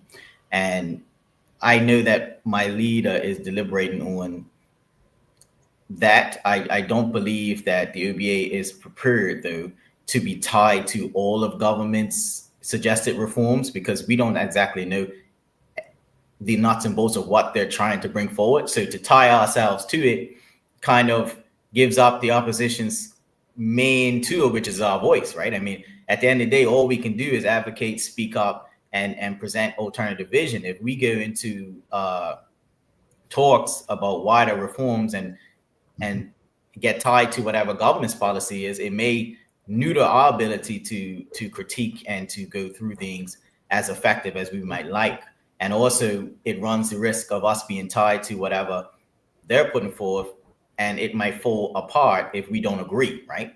And so what we don't want is to be put in a situation where we're not allowed to do our civic duty, which is to advocate on behalf of the people and hold government accountable for what they're trying to pass. And we also don't necessarily believe that in order to pass absentee voting, you need to wait for a wider reform package. I believe that you can still do one piece and then deliver wider reforms later. And at least the people feel as though, hey, we've been heard, we've been listened to, and that might make it actually easier for government to bring forth wider reform. Real quickly, just wanted to hit this because there are people who will say, "Oh, the opposition bringing forward the bill is nothing but optics, playing to the crowd, that kind of stuff." We've got Rhonda Trott says it's shameful, but we have to always agree with young people, even if they say 1 + 1 = 3. We as adults or those in the know has to tell them they are right or agree to disagree as not to offend them. In truth, the bill they introduced is a non-starter. It addresses nothing, solves nothing, unless the goal is just optics. Speak to that. Well, number one, I always appreciate Ms. Trott's unbiased and genuine contributions. The main thing here is, again, we chose to table this bill at a time where the House was going to break for a session, and that we would return in November. So we tabled it September 26th. We did that strategically to allow government time to look at it, to allow the community time to look at it. If we were going for optics, I could have waited to December, tabled it, and known that it was a back-to-back session in December. Could have tabled it the first session in December and then asked to bring it forward to Parliament for debate the next session, and we could have had that done in 1 week, and PLP would have voted it down, and then we could have went to the public and said, "Hey, look at this! They've voted down this legislation. They don't care about absentee voting," and started that whole circus. But instead, we said, no, let's bring it to the public. Let's give people time to digest it. Let's give the government time to engage with us. We reached out, we sent the message over, we met with the parliamentary registrar. So this is not about optics. I mean, optics would be a lot easier than the process would do. We've actually exposed our legislation for scrutiny, for people to tear it apart, because that's what we want. We want to get that feedback. We want to get that support. And we also want the Progressive Labour Party to join us in bringing forth amendments. So I think for some, they will see it as how they wish to see it, especially when they've declared what support or what side that they are primarily for. But at the end of the day, the public will see that not only did we go out of our way to give leeway for people to absorb this and for government to reach out to us, because again, it took the PLP about 6 weeks to reply publicly, right? We could have had the debate done and dusted by then, if we really wanted to just put it out there and do it for political points. Yeah, I think people are in agreement with you. Michelle White, she says, I would rather deal with the lower hanging fruit, students, vacation, and workers overseas and those on medical leave as the first course of absentee voting population just to get it started. Miss Ellen Kate Horton, she says the people who were deliberately targeted to miss the vote were the overseas students. That is a huge problem. This is long overdue. So I think most people would agree that this is just a first step. Although there are some comments like Rhonda Trott who says they, the PLP, the government, want them to withdraw because their gimmick bill won't pass, and then we will have to wait a year to introduce the same bill. And I find that argument very interesting, and I hope that the Progressive Labour Party knows that they won't wash in the public, right? Because they are well within their right to put forth whatever legal issues they have with the bill that the Attorney General's chambers has supposedly found, or any budgetary amendments forward to make this bill a success. The people know that is well within government's remit to make this bill a success and to vote along with it. It's not like their hands are tied to say, well, we absolutely cannot share what our issues are with the bill, and no, we cannot bring forth amendments because it's just unworkable.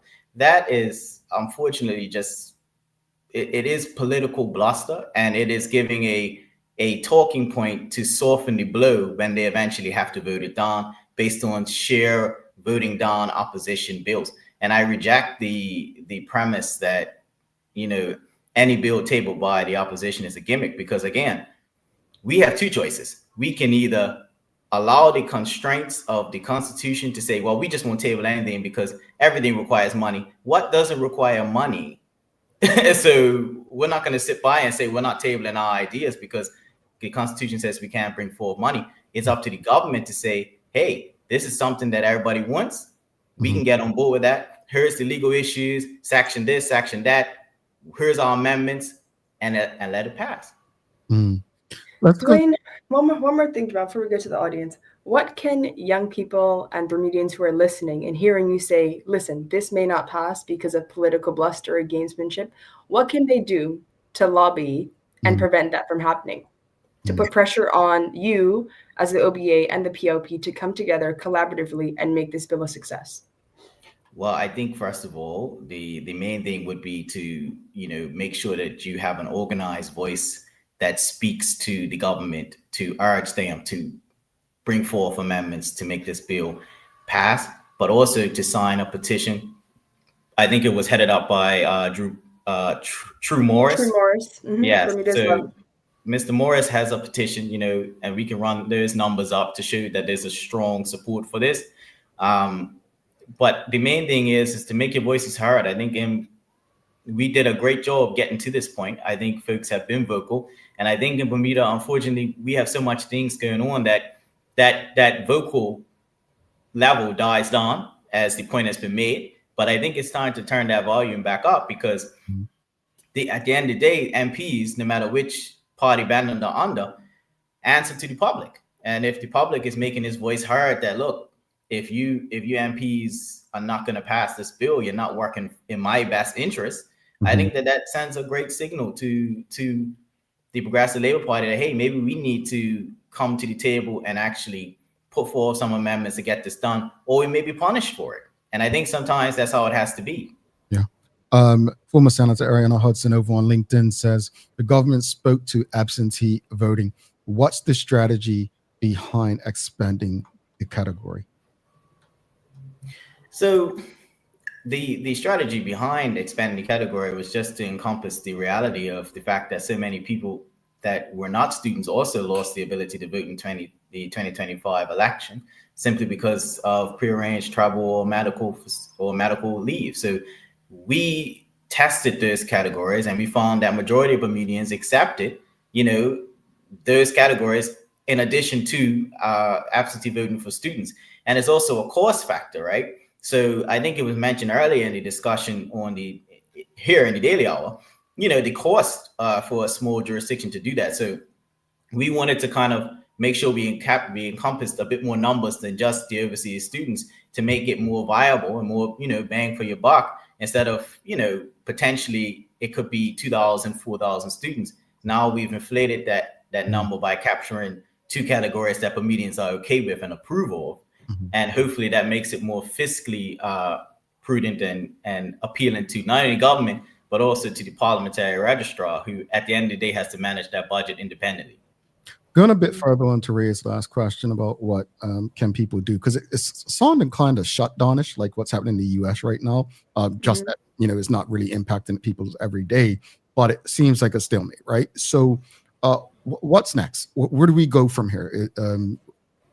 As I look at Amari Simon says, if the bill gets voted down, they can use that feedback when they try to bring it back in 2026. Sounds like a plus to me.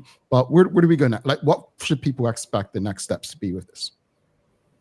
Well, so we will bring it forward for debate. Hopefully, we're going to give some more time for the Progressive Labour Party to come around to give in amendments. If that's not the case, then we will take it forward and debate it. If it is voted down, the OBA will continue to advocate for absentee voting and wider reform. We will examine the Progressive Labour Party's package that they bring forth in 2026.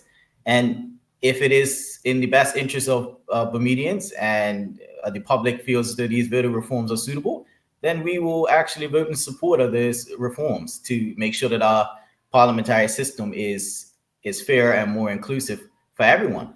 However, the unfortunate thing is that the Bermudian public will have to wait until the Progressive Labour Party decides to table this.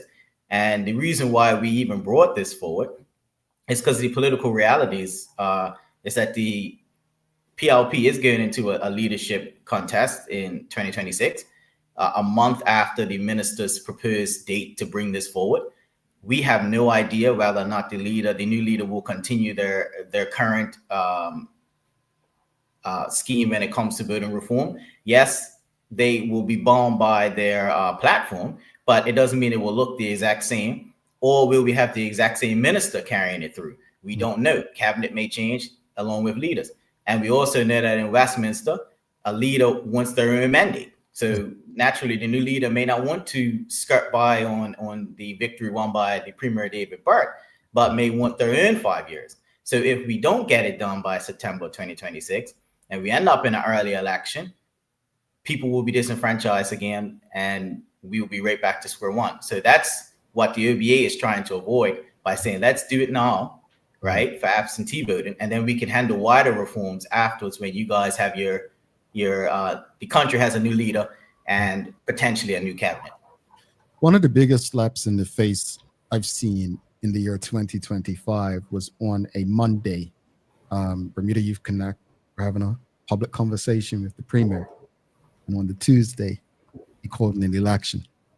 And I remember, and Teray, hopefully you don't remember me saying this is really him showing the respect he has for you all, right?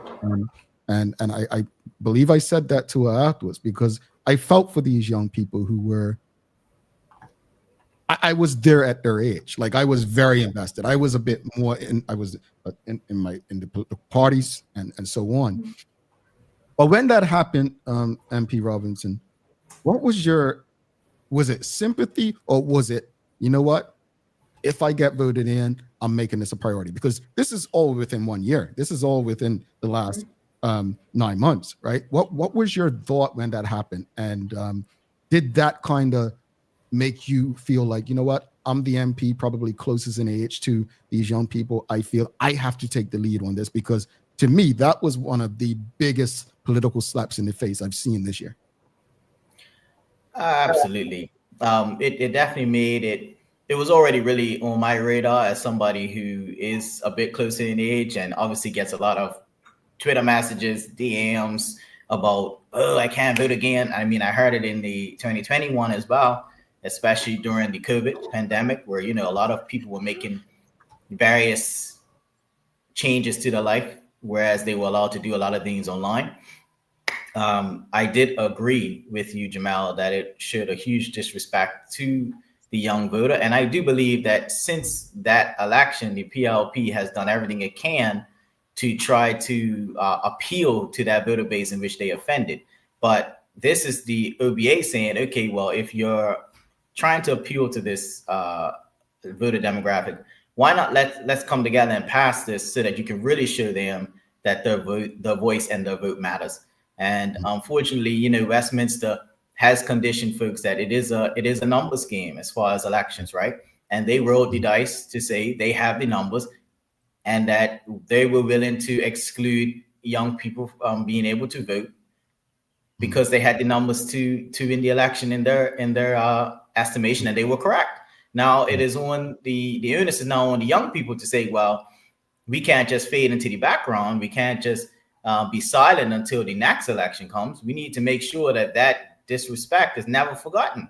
And, you know, the OBA was punished for what the public considered to be a disrespect to them, right? And rightfully so. I mean, that is the public's, you know, will to punish their leaders who are not aligning with their values or what they think should be happening.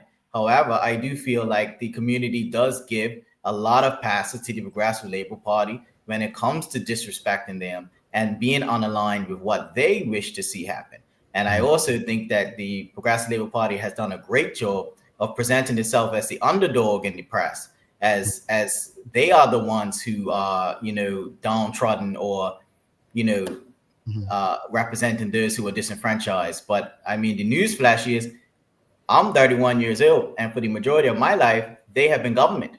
So this whole downtrodden, we're the underdog, we're this, we're that, or nobody, it's a fallacy. And I do hope that young people understand that their voice does matter. Some constituencies were won by 20 10, 15 votes. So please do not just allow yourselves to be disrespected and disregarded.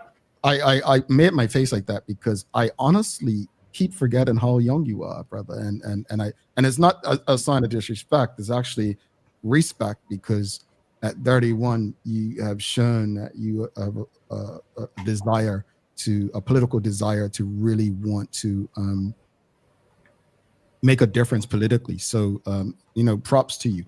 Real quickly, Teray will appreciate this. We know you got to run. This is completely off topic, right? But I think she'll appreciate this. It's popping up all over my screens on the side here about this blue wave that took place in the United States last evening. Again, I'm going to keep saying it because I think accountability is important in this. I honestly didn't even realize I had to vote until the day before. And instead of going in blindly, I literally spent all Monday night going down a rabbit hole. And I hope that inspires or encourages other people to understand the importance of their involvement, regardless of how they feel politically. But what do you think, you as a young politician, because Teray and I had this conversation in Toronto last year, said young people are not going to let Trump win. I'm like, you watch, see who won that. But then she had a big comeback yesterday. Young people helped set records in New York last night. Young people changed the game. And what I learned last night, which what I don't think people are going to understand, is young people are not tying themselves politically to one entity. You get it wrong in this part. You tell them you was going to lower something, then you didn't. All right, I'm going the other way. What are the lessons in that for Bermudian politicians and Bermudians? Because like you just said, the PLP got a lot of leeway, right? Which is why they do it.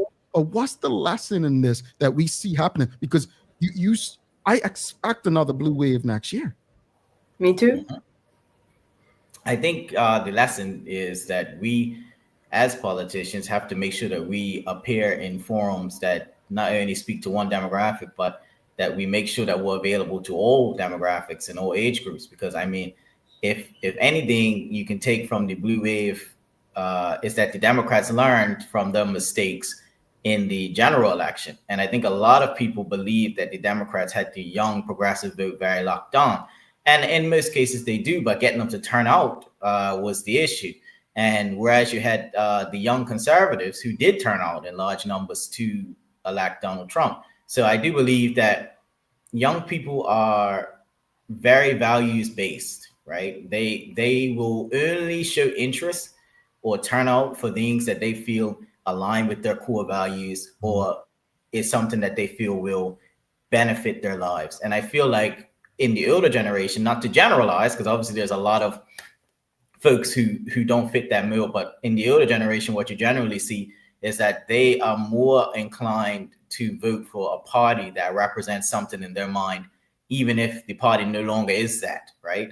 Sometimes we can fall into habits and become complacent in our judgment. And I find that young people, because they've come up in an economically uncertain time where, every dollar counts and they're trying to chart their own future, they really want leaders that are going to make that easier for them to have a good quality life.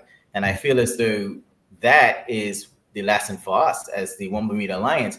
We now are trying to regain that trust, reconnect in various different facets, to utilize shows like this, who have a platform that is grassroots, that people tune into, and to value that, right? Because I do believe that the other part is that leaders have become untrustworthy to folks, pompous, unreachable, right? And arrogant in some cases.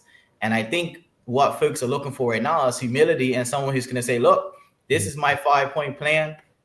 I'm going to get this done. And that's kind of what Mr. Mayor Mondani did.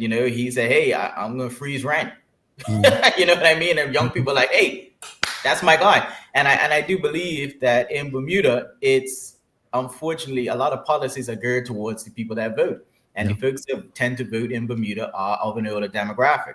So as I always tell young people, if you want policy geared towards you, you have to make your voice heard so that you are considered in those numbers of people that are going to vote. Otherwise than that, you will be, second class when it comes to policy targets. Because if I know I get 600 votes from people over 50 and they come out, that's how government works. Real quickly, Dwayne, Suzanne Ingram said, Dwayne, you please come back again soon.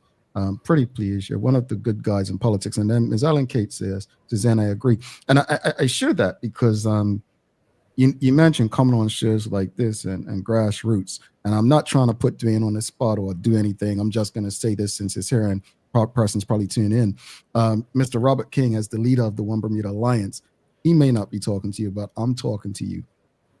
You've got to meet people where they are. That's the thing I learned after the election last night with Mayor. Please help me with his name. Mamdani. Mamdani. But yeah. It's a new day. You cannot, if you're opposing David Burt and the PLP, you can't act like them. And that's my message to the leader of the OBA. You've got to be more present than ever. You've got to be more active.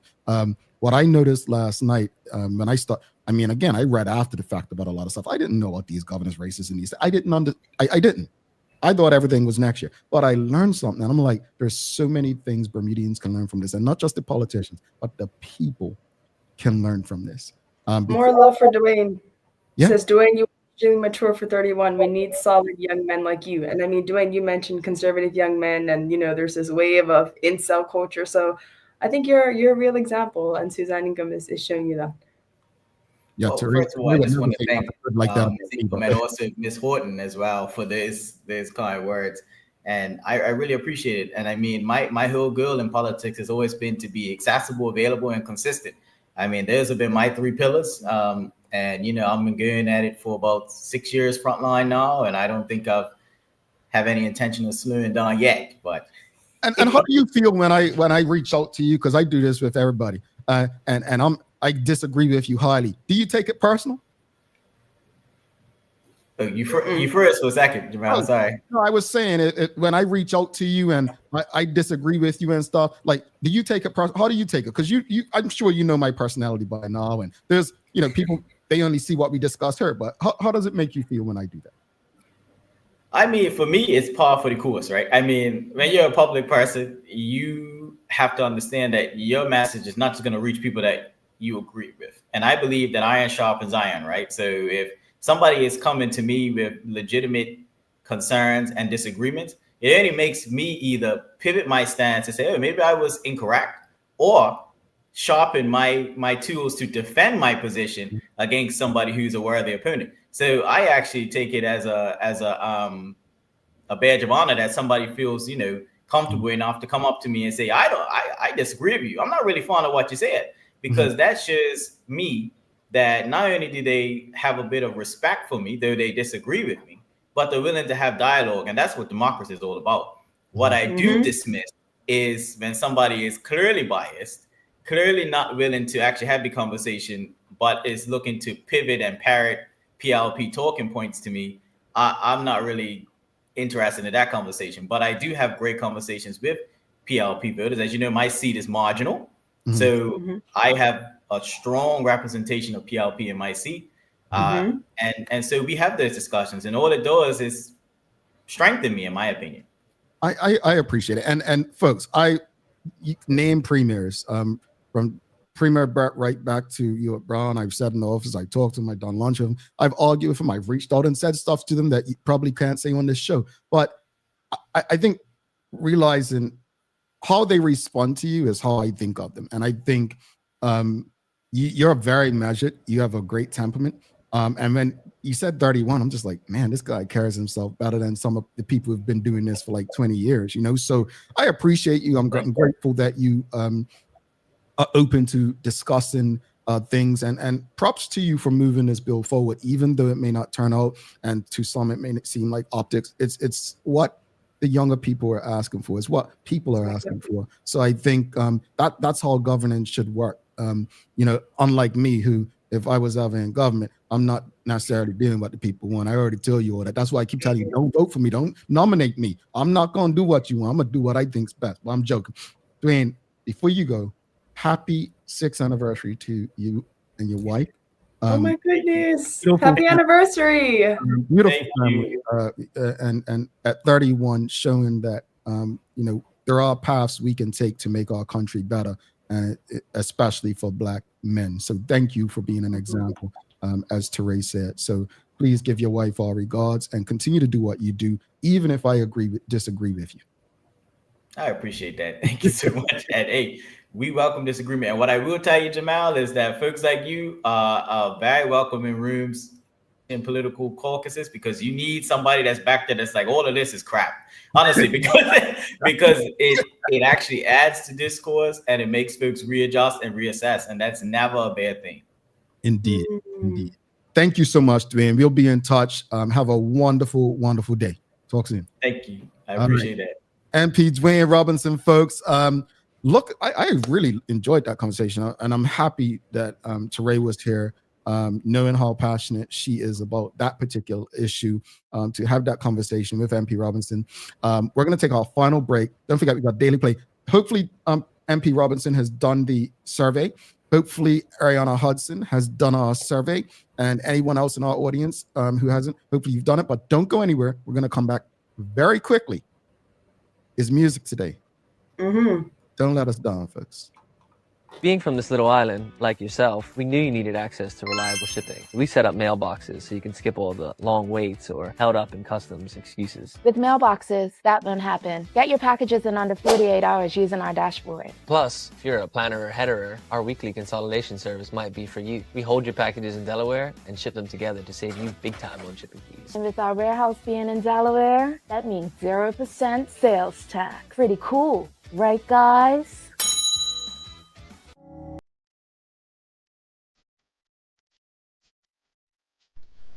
For over 70 years, Bermuda Pest Control has been protecting homes and businesses island-wide. We offer a full suite of services, including rodent control, termite fumigation, and general insect control and maintenance. Our team of experts will quickly and efficiently eliminate any pest problem you may have. With Bermuda Pest Control, you can enjoy a pest-free home in no time. We're committed to providing fast, reliable, and solution-driven services for our customers. It's what we've been doing since 1952. Call Bermuda Pest Control today and say goodbye to pests for good.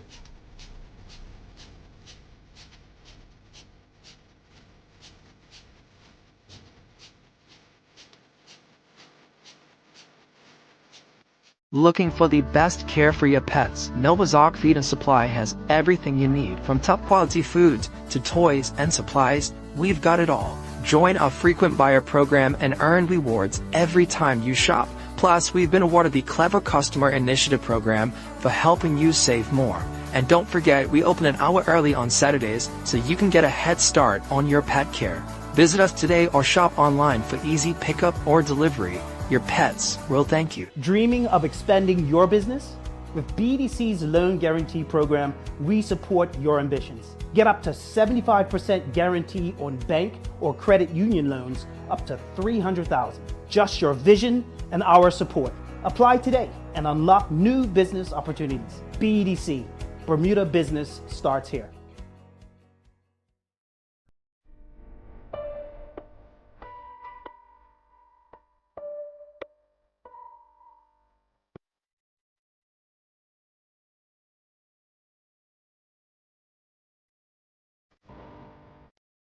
Alrighty, welcome back. Thanks again to MP Dwayne Robinson for stopping by today for that conversation. Man, this is turning into the daily hours. Literally. The last 3 days it's been, but great guests, Mr. Simmons, Mr. Barrett, and now I told you last week we were gearing up for a great week this week. So we've still got a long way to go.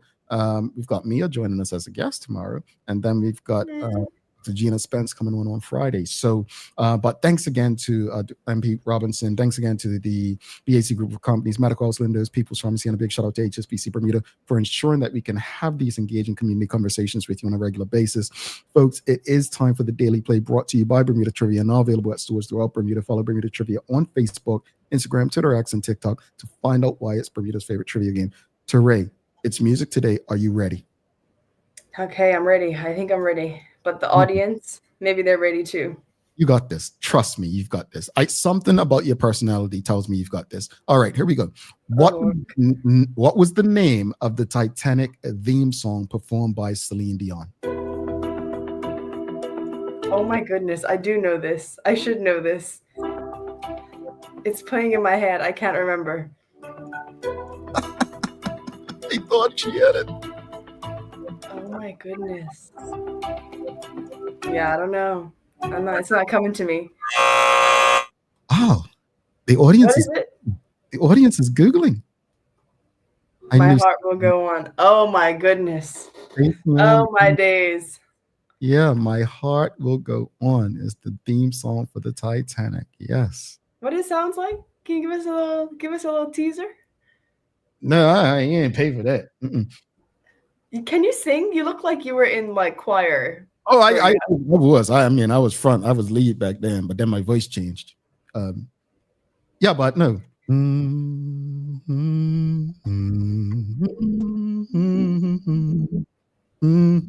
Oh my goodness, I love this song. Oh, that's really disappointing. Yeah. Well, you win some, you lose some. Yeah.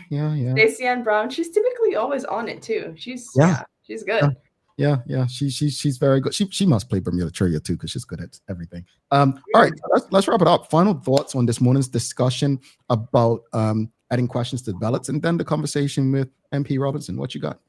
I think the conversation about ballots was excellent, and it shows that we should have more discussions about election reform. Charles H. Jeffers II in the comments said, he asked us, can we do a series about electoral reforms? Because clearly people are interested. There's a lot to discuss. And also that was the first time you, Teo, and I had one opinion, which is like groundbreaking, right? You think a blue sweep is groundbreaking? That is groundbreaking. But no, I mean, I think it's important to capitalize on the moments where opinion is very clear in Bermuda, because we lack it. Sometimes it's hard to know where people stand, or like Dwayne was saying, there are hyper partisans where you know where they stand, and that deters you from arguing with them, because all they're going to do is fundamentally disagree with you. So I think we have a really good opportunity to kind of capitalize on that and take it further. About Dwayne, excellent. I mean, I hope that he continues the work about absentee ballots. I want to see this bill passed. I want to see people push for the bill. Like he said, I don't think that electoral reform needs to be held up by anything else. And a lot of the people in the comments said the same thing, right? Just let this be the first step. But I also want to send a message to young people, particularly because you and Dwayne talked about the premier calling the election the night after he spoke to Bermuda Youth Connect. And of course, this means a lot to me as one of the members of Bermuda Youth Connect and one of the founders, but I think it can also serve encouragement to young people, because not everything is going to go your way. And the best response to disrespect is not to cry about it, at least forever, to go into the corner and be like, oh my goodness, how could they do it? But it's action. Because if we trace history, the premier called the election the night after he spoke to Bermuda Youth Connect. And then what happened? We mobilized. We were doing interviews with each candidate. We were working to bring students home to vote. We were trying to host a national election. So that didn't prevent us from acting. In fact, it acted as a catalyst for us to act. Oh, you want to exclude young people from this process? We're going to insert ourselves. So for any young person who is listening or read the comment about how adults feel like they have to tell young people that 1 + 1 = 3, which I found very, very disrespectful. But disrespectful. Representative of the overall sentiment in Bermuda. Just keep going. Just keep going. The best response to any disrespect is action and strategy. Do not let it deter you from literally anything, because Bermuda Youth Connect could have quite easily been like, oh my goodness, we're done, let that deter us, stop us from doing anything, but we didn't. In fact, I think it pushed us harder. So young people, it's not over till it's over. I had to respond to that, because I thought you guys are right, but equally, young people were not silenced. You know, Oprah, that quote says, were you silent or were you silenced? We were neither. So just encouraging young people to keep going. Yeah, regarding the discussion, I agree with you, Teray. I think, like I said, conscription, someone telling me that should be on ballot or a referendum. No, and I agree. No rights should be up to the people.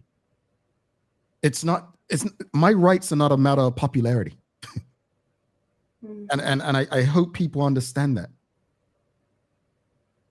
As far as the conversation with MP Robinson, I'm encouraged by his commitment to the job and task that stands before him. There are a lot of people who have spoken or say a lot, myself included, but few people actually act on the words. So many people wait for others to come along and do it. And the opposition could have easily waited to the PLP bought this, but they chose to do it for whatever reasons you want to believe, or they tell us they did it. And I think it's welcomed by a lot of young people, despite the majority of voters seemingly being older. It's needed. So I'm grateful. And I just want to echo what Teray said is we don't have time to sit back and cry and, mope in a corner. Fight back, get up. Get up quickly. Like, hey, if you still have life and you're able, you better live it. And part of that living is not about getting knocked down, they say, it's about getting back up and how we respond to things. So many things are going to happen in this life beyond our control. What we can control is how we respond to them. And credit to Bermuda Youth Connect for how they responded. And credit to all the voters in the United States with how they responded after last year. Go ahead, Teray. You got any daily inspiration for us? I do. And I'm just so shocked at how well this gels into what we were just talking about. You're talking about taking action in spite of challenges. And this quote is exactly about that. It's from Brene Brown, and it's called The Man in the Arena. And it says, "It is not the critic who counts, not the man who points out how the strong man fumbles or where the doer of deeds could have done them better.